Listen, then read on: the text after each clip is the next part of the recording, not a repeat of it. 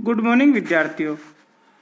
जैसा कि पूर्व के वीडियो में हमने नदी निर्मित स्थलाकृतियों पर चर्चा की थी, जिसमें नदियों के द्वारा बनने वाली स्थलाकृतियों में कौन कौन सी शक्तियाँ कार्य करती है उसके बारे में हमने इस पर चर्चा की थी। जैसा कि बताया था, नदी से अपरदनात्मक और निक्षेपणात्मक स्थल रूप बनते हैं। अपरदनात्मक और निक्षेपणात्मक स्थल रूप में जो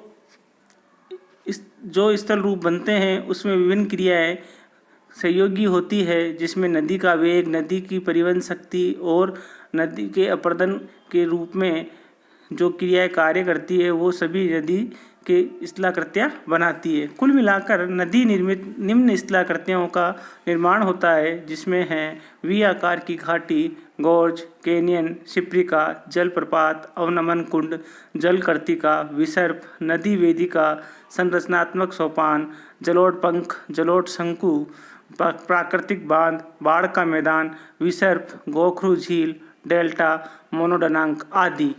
इनके बारे में अब हम विस्तृत चर्चा करते हैं। अपरदन द्वारा निर्मित स्थलाकृतियाँ। नंबर 1 है वी आकार की घाटी। नदियों द्वारा पर्वतीय क्षेत्रों में लंबवत अपरदन द्वारा निर्मित गहरी संकीर्ण घाटी वी आकार की घाटी कहलाती है। इस घाटी का आकार अंग्रेजी वर्णमाला के वी अक्षर के समान होता है। नंबर 2 गोर्ज एवं कैनियन। गोर्ज एवं कैनियन टस आकार की घाटी के ही दो रूप है। गहरी तथा सकरी घाटी को गोर्ज कहते हैं, गोर्ज के विस्तृत रूप को कैनियन कहते हैं। उदाहरण के तौर पर सिंधु गोर्ज, दिहांग गोर्ज, ग्रैंड कैनियन गोर्ज आदि। अगला स्थल रूप है जलप्रपात एवं शिप्रिका। जब किसी स्थान पर नदी का जल खड़े ढाल के सहारे अत्यधिक वेग से नीचे की ओर गिरता है तो उसे जलप्रपात कहते हैं। प्रपात में ऊंचाई अधिक होती है, ढाल खड़ा होता है। शिप्रिका की ऊंचाई प्रपात की अपेक्षा कम होती है, ढाल सामान्य होता है। उदाहरण के तौर पर एंजल जलप्रपात, नियाग्रा जलप्रपात आदि। नेक्स्ट है जलकर्तिका या पोर्ट होल। जब नदी की तली में जल भंवर के साथ पत्थर के छोटे छोटे टुकड़े तीव्र गति से चक्कर लगाते हुए छोटे छोटे गर्त का निर्माण करता है तो इसे जलगर्तिका या पोर्ट होल कहते हैं। संरचनात्मक सोपान। जब नदी के मार्ग में कठोर तथा मुलायम चट्टानों की परतें क्रमिक रूप से मिलती है तो कठोर चट्टानों की अपेक्षा मुलायम चट्टानों का अपरदन तीव्र गति से होता है। इससे नदी की घाटी के दोनों ओर सोपानाकार सीढ़ियों का निर्माण होता है, जिसे संरचनात्मक सोपान कहते हैं। नेक्स्ट है नदी वेदिकाएं। जब नदियों के नवोन्मेष या पुनर्यौवन के कारण प्राचीन घाटी नवीन घाटी में एक सीढ़ी या सोपान द्वारा अलग होती है, इस तरह अनेक सोपानों का निर्माण होता है तो इसे नदी वेदिका कहते हैं। नदी विसर्प या रिवर मियांडर्स। जब नदियाँ मैदानी भाग में प्रवेश करती है तो क्षैतिज अपरदन के अधिक प्रभावी होने के कारण ये घाटियों को गहरा करने के बजाय चौड़ा करने लगती है। नदियाँ सीधे मार्ग के बजाय टेढ़े मेढ़े मार्ग से होकर चलती है, जिससे नदियों के मार्ग में अनेक मोड़ बन जाते हैं। इन्हीं मोड़ों को नदी विसर्प कहते हैं। संप्राय मैदान पेनी प्लेन। जब नदियाँ अपनी अंतिम अवस्था में पहुँचती है तो क्षैतिज अपरदन और निक्षेप दोनों के मिलने से संप्राय मैदान का निर्माण होता है। निक्षेपण द्वारा निर्मित स्थलाकृतियाँ। नंबर 1 है जलोढ़ पंख और जलोढ़ शंकु।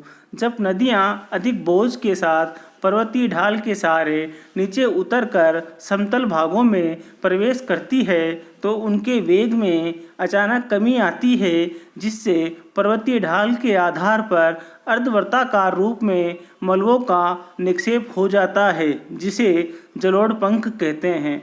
पर्वतीय ढाल अधिक होने के कारण जब मलबा अधिक दूर तक न फैलकर सीमित क्षेत्रों में एकत्रित हो जाता है तो उसे जलोढ़ शंकु कहते हैं। प्राकृतिक तटबंध। नदियों के दोनों किनारों पर अवसाद या मलबों के जमाव से बने बांधों को प्राकृतिक तटबंध कहते हैं। बाढ़ का मैदान।